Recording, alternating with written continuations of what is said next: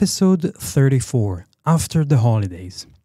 The Hebrew phrase, אחרי החגים, after the holidays, carries a weight that transcends literal translation. It's the collective sigh of a nation returning to routine after the intensity of the Jewish high holidays, stretching from Rosh Hashanah through Yom Kippur to the festival of Sukkot. Nearly a month of sacred time punctuated the calendar. As the temporary sukkah booths come down, families return from their vacation, kids are sent back to school, and adults brace themselves for full business weeks again. Famous Israeli songwriter Naomi Shemer captured this feeling in her song התחדשות אחרת, a different renewal, where the phrase אחרי החגים becomes both prophecy and prayer. It opens with an unexplained fatigue and incomprehensible weakness in the knees, acknowledging the emotional exhaustion that follows weeks of spiritual intensity. From the introspection of Rosh Hashanah, the Jewish New Year's Eve, through the purification of Yom Kippur, the Day of Atonement, to the joyful outdoor living of Sukkot and Simchat Torah, a celebration of completing a year of prayer with anticipation to go back and start again from the book of Genesis.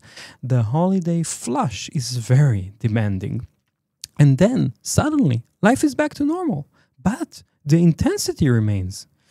Shemer continues to write that rest is still far away, but after the holidays everything will renew. Trying to articulate that unique form of renewal, Shemer, who spent much of her creative life in Tel Aviv, claimed that the city never inspired her artistically. She described her relationship with the city as purely utilitarian, a place to live and work, not to draw inspiration from. Yet she penned one of the most enduring tributes to Tel Aviv in her song White City. In this song, the modern buildings which were built on sand dunes are being described as mystically built out of sea foam carried by waves and a collection of clouds. Visitors walking down Rothschild Boulevard can find Shemer's words on a commemorative plaque marking Tel Aviv's White City designation as a World Heritage Site declared by UNESCO in 2003. The marble plaque is often overlooked by joggers and dog walkers who pass it daily. The White City she wrote about embodies the same spirit of renewal that is depicted in her song A Different Renewal. The international style architecture of the 1930s is rooted in an ideology of starting fresh, of building something completely new from a clean slate. This architectural philosophy of clean lines and functional beauty, using modern materials such as concrete and glass, was groundbreaking almost a century ago. In that sense, Tel Aviv was not only built anew, but also built in a new way, a renewal, but of another kind. When Shemer writes of the endless journey between fields of shadow and fields of light, she acknowledges that renewal isn't a destination, but a continuous process. Your love is not complete, she admits in the song, yet still promises that after the holidays everything will renew. Not because perfection is achieved, but because the very act of beginning again carries its own completion. For me, these post-holiday weeks feel uplifting. They carry the hope of starting anew, differently, as the first hints of autumn arrive. People in the street start to wear longer clothes for the first time in months. The morning light hits the white building facades at a sharper angle, and the giant ficus trees, they cast longer shadows across the boulevard. Walking by the plaque with Shemer's words, I couldn't help but think how the origins of the White City of Tel Aviv correlate with that unique after the holidays feeling. My name is Tomer Shlush, and I've been guiding tours in Tel Aviv since 2008. I started out of fascination with my family history. The Shlush family was one of the founding families of Tel Aviv. My ancestors built this city, and I'm telling its story. The best way to get to know Tel Aviv better is by purchasing one of my audio tours. Here's one way to experience that. The Rothschild Hotel occupies a light yellow-colored building right on the boulevard that gave the place its name. It's also right beside the place where the city put up the plaque I mentioned earlier with Naomi Shemer's song, White City. The hotel experience was designed to evoke all senses while deepening guests' connection to the legacy of Baron Edmond Rothschild, the 19th century French Jewish businessman who financially supported the Zionist dream in its infancy, supporting Jewish settlements in the land of Israel. The Rothschild Hotel is also located a short bus ride away from the part of the city that boasts even more examples of the 1930s international style in architecture, the area surrounding Dizengoff Square. There you can begin my White City audio tour, which explores the architectural treasures that earned Tel Aviv a UNESCO World Heritage designation. This walking experience reveals the cultural significance behind Tel Aviv's renowned Bauhaus architecture, taking you through sites that showcase the preservation efforts transforming individual buildings into a protected urban landscape. For example, I'll show you the thermometer house and explain the form follows function principle to which architects in Tel Aviv adhered in the 1930s. It's a fantastic example of the White City of Tel Aviv, from which you'll learn how to spot such White City gems by yourself. The tour follows a circular route that can take you about an hour to complete. As the tour concludes, you'll find yourself back on bustling Dizengoff Street. Weather conditions in Tel Aviv during the fall season provide the opportunity to experience the audio tour any time of day. Just make sure you don't start right before sunset because it's harder to appreciate the architecture during nighttime. You can make sure you've downloaded my White City audio tour before you head out, or you can download it on the go if you're set with a data package allowing for uninterrupted internet access. There's a link in the show notes to purchase my audio tour, The White City. If you have any questions, you'll find all the ways to contact me on telaviv.tours. Tel Aviv is one word, no space, no hyphen, and there's a link in the show notes for your digital convenience. Visitors coming in November 2025 will see something that hasn't happened in decades. Renovation work has started in the Great Synagogue of Tel Aviv.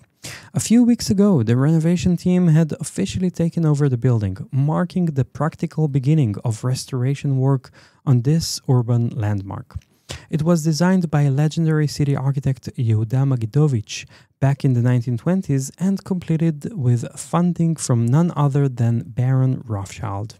The renovation, expected to complete by Passover 2028, is aimed to return the classic architecture of the building, complete with arched windows and a huge dome on the roof, and renew its spiritual significance. Tel Aviv does hold an ultra-secular ethos that seems to reject a religious way of life, but it's actually a live and let live motto that the city follows. That's why renovation of the Great Synagogue, located on Allenby Street, is also supported by the local government. It's also part of my Trail of Independence audio tour. Do take into account that the place will be behind scaffoldings for the time being. Despite its reputation as Israel's most secular city, Tel Aviv boasts a religious landscape to admire. The city's multicultural character is evident in the places of worship serving Jewish, Muslim, and Christian communities. Here's a list of top religious sites in the city. Even though it is mentioned in the Bible, Jaffa was never surrounded with an aura of holiness, so Jewish holy sites are completely absent from Jaffa. This isn't the case for the Christian faith. Christian sites anchor themselves primarily in Jaffa's ancient port area, where Saint Peter, according to the New Testament, performed miracles and spread the teachings of Jesus. The house in which Saint Peter stayed, which belonged to Simon the Tanner, commemorates the apostles' vision and miracle in Jaffa. Catholics, Protestants, and other Christian groups are centered around churches in Jaffa, the most visible of which is St. Peter's Church at the top of the hill of Old Jaffa.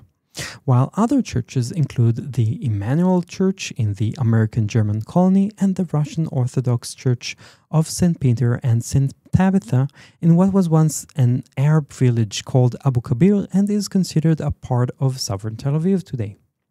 Islamic heritage dates back hundreds of years ago. The oldest mosque in Jaffa, called Al-Bahr Mosque, meaning Mosque of the Sea, was built in the 1600s. The more important Muslim site in Jaffa today is the Mahmoudiya Mosque, one of the largest in Israel, serving thousands of worshippers 5 times a day. More interestingly, the Hassan Bek Mosque can be found away from Jaffa on the Tel Aviv coastline promenade. Why was it built so far away from the Muslim community?